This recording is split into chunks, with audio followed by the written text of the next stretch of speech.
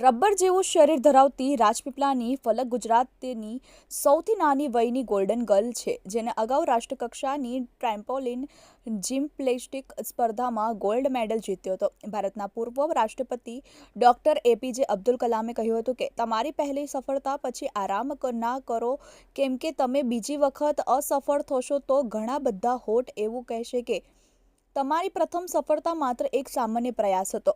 ફલેકે પોતાના ફિલ્ડમાં શ્રેષ્ઠ બનવા માટે સર્વશ્રેષ્ઠ પ્રયાસો કર્યા. ચીન ખાતે યોજાયેલી છઠ્ઠી ટ્રેમ્પોલિન એશિયન ચેમ્પિયનશિપ 2024 આંતરરાષ્ટ્રીય સ્પર્ધામાં ભાગ લઈને ફલકે સાબિત કરી બતાવ્યું કે સતત પ્રયાસોથી પરિણામ મળે છે. આ તો માત્ર શરૂઆત છે.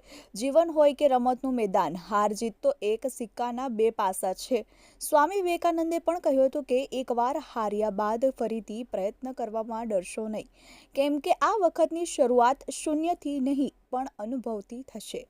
ભારત દેશનું પ્રતિનિધિત્વ કરતી રાજપીપળાની કુક ફલક ચંદ્રકાંત વસાવાએ ચીનના હોંગકોંગ ખાતે યોજાયેલી સ્પર્ધામાં ફાઇનલ રાઉન્ડમાં છઠ્ઠો ક્રમ હાંસલ કર્યો હતો. ભાગ લઈને નર્મદા જિલ્લા સહિત ગુજરાત રાજ્ય અને ભારત દેશનું ગૌરવ વિશ્વ ફલક પર વધાર્યું છે. ફલક આદિવાસી સમાજનું ગૌરવ છે, જેને ફાઇનલ રાઉન્ડમાં છઠ્ઠો ક્રમ હાંસલ કર્યો હતો. નર્મદા જિલ્લા કલેક્ટર શ્રીમતી શ્વેતા તેવતિયાએ પણ ફલકને રમત ક્ષેત્રે ઉજ્જવળ ભાવિ બનાવવા શુભેચ્છા પાઠવી હતી. ફલકે પણ સતત મહેનત કરીને મેડલ હાંસલ કરવાનો વિશ્વાસ વ્યક્ત કર્યો હતો. આજે ફલક રમત ક્ષેત્રે પોતાની આગવી ઓળખ ઊભી કરીને જિલ્લાના રમતવીરો માટે એક ઉત્તમ ઉદાહરણ પ્રસ્તુત કરી રહી છે. ફલક ઇન્ડિવિઝ્યુઅલ વુમન ટ્રેમ્પોલિન જિમ્નાસ્ટિક અંદર 14 એજ ગ્રુપના છેલ્લા 2 વર્ષમાં રાજ્યકક્ષાએ 2 ગોલ્ડ મેડલ, રાષ્ટ્રીય કક્ષાની ટેમ્પોલિન જિમ્નાસ્ટિક સ્પર્ધામાં ગત વર્ષે સિલ્વર અને આ વર્ષે ગોલ્ડ મેડલ હાંસલ કર્યો હતો. વર્ષ 2023માં ડોમ્બલી ખાતે યોજાયેલી વર્લ્ડ ચેમ્પિયનશિપમાં ચોથા ક્રમે પસંદગી પામી હતી.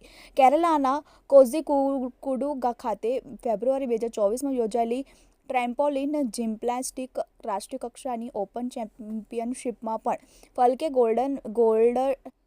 ગોલ્ડ મેડલ જીત્યો હતો. ફલક બાળપણથી જ રમતમાં રુચિ ધરાવે છે. ઉલ્લેખનીય છે કે માતા શ્રીમતી મિકેતાબેન ચંદ્રકાંત વસાવાએ ફલકની રમત પ્રત્યેની રુચિને મહેસૂસ કરીને રમત ક્ષેત્રે પોતાની દીકરીનો ભાવિ કારકિર્દી બનાવવાનું નક્કી કર્યું હતું.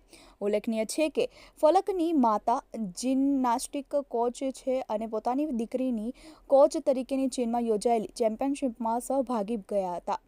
ફલકની માતાએ જિમ્નાસ્ટિકના ડિપ્લોમાની ડિગ્રી હાંસલ કરી છે. વર્ષ 1999થી 2005 દરમિયાન રમત ક્ષેત્રે સક્રિય રહીને રાષ્ટ્રીય કક્ષાની વિવિધ કેટેગરીની જિમ્નાસ્ટિક સ્પર્ધામાં મેડલ હાંસલ કર્યા હતા.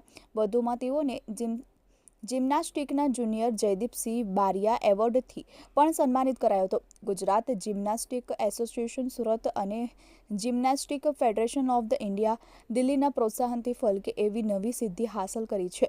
ફલક હવે નર્મદા જિલ્લાના રમત ક્ષેત્રનો નવો ચહેરો બની રહી છે, જે યુવાનોને પ્રેરિત કરશે. નર્મદા જિલ્લા રમત વિકાસ અધિકારી શ્રી વિષ્ણુભાઈ વસાવા સહિત તમામ કોચિસના પ્રયાસોના પરિણામે ફલકની સાથે જિલ્લાના રમતવીરો રાષ્ટ્રીય આંતરરાષ્ટ્રીય સ્પર્ધામાં પસંદગી પામીને પોતાની પ્રતિભાનો પરિચય આપી રહ્યા છે.